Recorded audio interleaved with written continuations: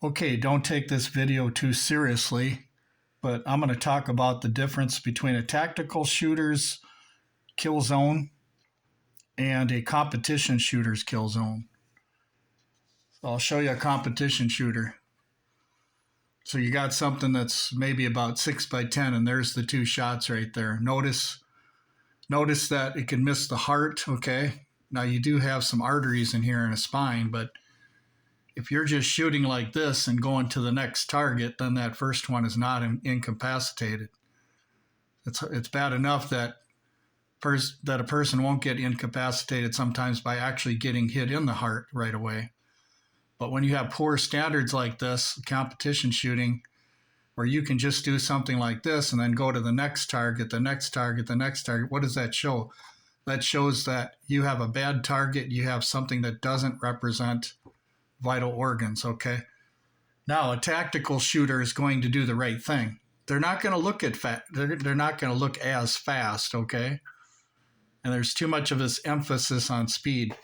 But what a tactical shooter is going to do is he's going to do something like this, okay? Because he knows that there's a heart there, and he wants to hit that heart. He wants to make sure he's hitting vital organs like the heart, the spine, the head, the pelvis, like the pelvic girdle, stuff like that. He's looking for places where he can incapacitate somebody, but he doesn't look really fast, okay?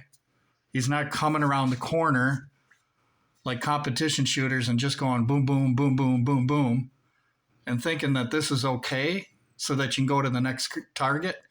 It's simply stupid and ridiculous. And there's so many things I could say about competition shooting that has nothing to do with defense shooting at all. They say, well, you learn how to go fast and be accurate. Nonsense. Maybe fast running and stuff like that and pulling the trigger fast, but the other thing, too, is you're going so damn fast, you don't have a chance to assess what's going on. And you're leaving your cover out in the open with 3 targets that could be armed and could be shooting back at you. So if you get in that mindset, what are you going to do when you're behind cover? You're going to rush out of your cover, try to do this stupid double tap stuff, and that's how you get killed.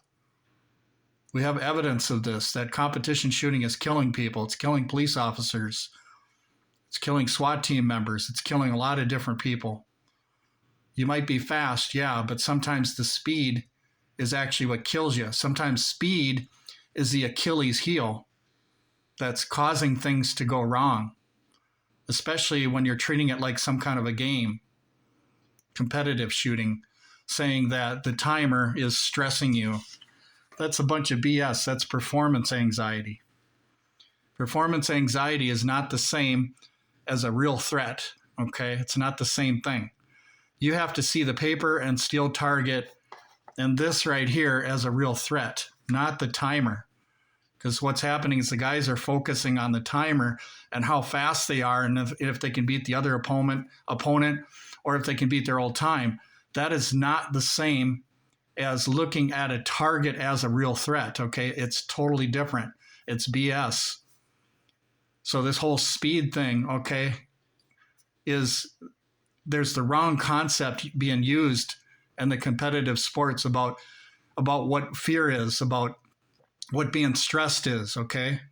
In Russia, sometimes what they'll do is guys will hold objects and shoot real bullets at each other with objects in their hand that they have to shoot out of another guy's hand. Now that's real stress, okay?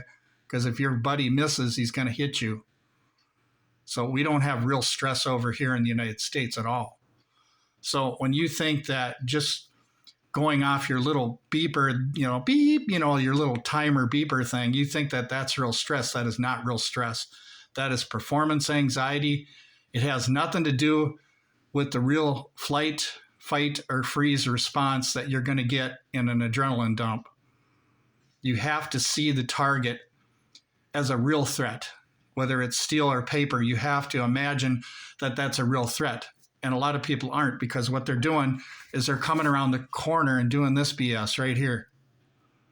Now, if that guy had a gun, if all 3 of them had a gun and you were doing something like this, how many you think you're going to incapacitate? Probably none of them.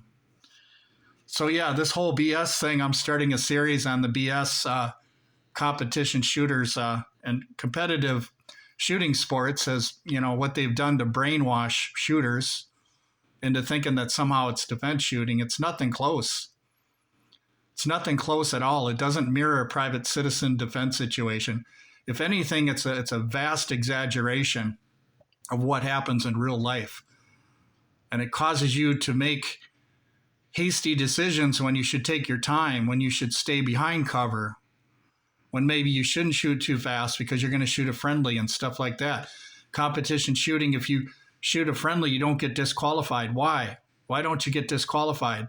Why are you just getting docked points? The reason why is because it doesn't matter, right? Well, I'll tell you something. In real life, you can't take back that real bullet you shot at somebody. You know, some kid holding a cell phone, you're a cop and you shoot a kid with a cell phone, you can't take that back, okay?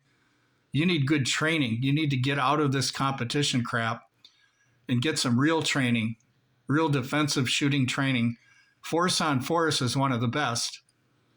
Try tactical response or something like that. Get some real training where you actually have real people, okay? Instead of this nonsense, you know, going fast so you can get your little trophy and then shooting like this. Nonsense. And then other people look up to you and they do the same thing and they start training the wrong way. They're not training for real situations in life. This is how you train right here. This is how you train. Shot placement, shot placement, shot placement. How many times do I have to tell you? Vitals, shot placement, vitals, shot placement, okay? Another thing, here is a better target for competition shooting. This here is a 5-inch Caldwell. Part of this is taken up by the hangers, so you're left with about a 4-inch target, and that is about the size of the human heart. This is a legitimate defense target right here, not this crap right here, okay? What this does, what this big target does, this big A-zone, it makes you look fast so that people can say, ooh, you're really fast. Oh my gosh, you're the best. Nobody would want to get in a gunfight with you because you're so fast. You know, so something like this, okay? This is BS. You want the real thing, okay? You want a real target that represents a real heart, that represents a real spine, that represents a real T-vault, you know, in between the ears, eyes, and nose. You want that T section in the head, okay? You want the real thing. You don't want these big, huge targets like this, okay? So tactical shooters are much better than competition shooters any day of the week because they're able to use their head. They're not going to be coming around the corner and doing this crap right here because whatever you train with, you have to understand this. A mindset is something that you get ingrained in your mind because you train. And then out on the real streets, you're going to start doing stuff like this. This is why police officers get killed. This is why people get killed when they're out in the open shooting and defending themselves. We got proof of it now, so we know. We know that the law enforcement officers were doing competitive shooting, but the standards were so low that when they get out in the real world, they found out that these guys weren't going down. Why? Because of shot placement, okay? We get back to the same thing I've been talking about before. Shot placement, shot placement, shot placement, shot placement. Heart, spine, head, okay? Stuff like that. Pelvis, all right? Get back to the old school stuff. Stop worrying about looking fast, okay? Who cares what your split time is?